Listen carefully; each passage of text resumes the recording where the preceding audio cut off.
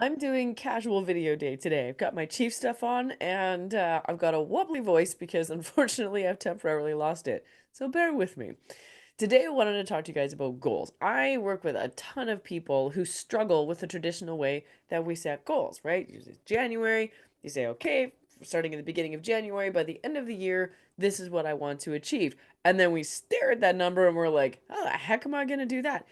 Even if you'd already done it the previous year, even if you'd already done it the previous 15 years, we can stare at that goal and it looks so big that we start to question ourselves. We start to doubt in our abilities.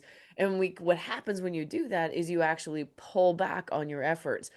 So instead of looking at that goal, and I mean, some people are cool with it. They can look at the goal and kind of that turns on all their engines. For most people, it really turns off the engines.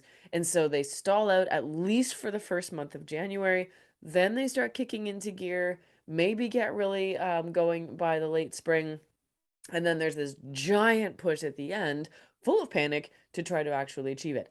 I don't really love that. And I was reading again from an article from James Clear, who wrote Atomic Habits, and I love what he has said. And I actually took what from the stuff from this article and put it in a presentation I'm making on a speaking tour that I'm starting next week. And it's this, it's very simple. Instead of setting a goal, set a schedule. Pick the things that if you did them on a regular basis, whether it was every day, every week, several times a week, you get to set it. If you just did those few things consistently, you would just naturally hit that goal. So you could have a goal, but what's more important is setting a schedule to achieve it. Otherwise, how are you going to do it? And then it's chaos and, going all over the place. And that's busy, not productive. And it definitely creates anxiety instead of joy. And if your journey from where you are to the end of the year or whatever goal you set is not a happy journey, the unfortunate part is the achievement actually gets full of disappointment because it doesn't feel as good as you thought it was going to feel.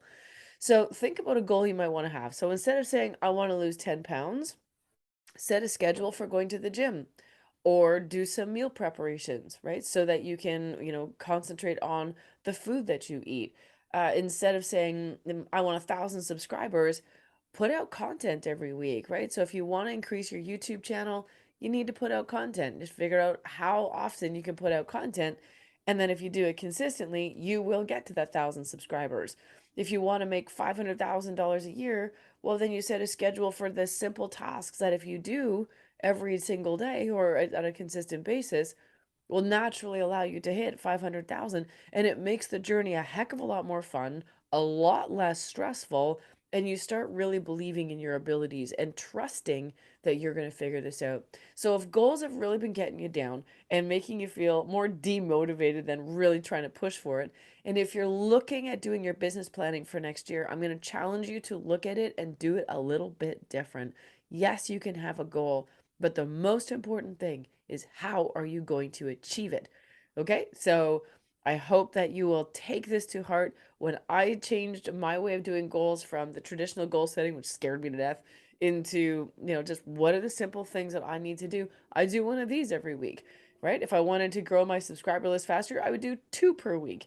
And maybe that's one thing I'm going to do. If you want to write a book, if you want to be a writer, you have to put out content. That's how James Clear became a writer. He just put out articles come hell or high water every Monday and Thursday. Find your thing that you can do that you want to. Really practice that on a regular basis, set the schedule, and then you're off to the races. And what you're going to find is not only is the journey a heck of a lot more fun, but when you get to the end, it feels really, really good. Happy goal setting.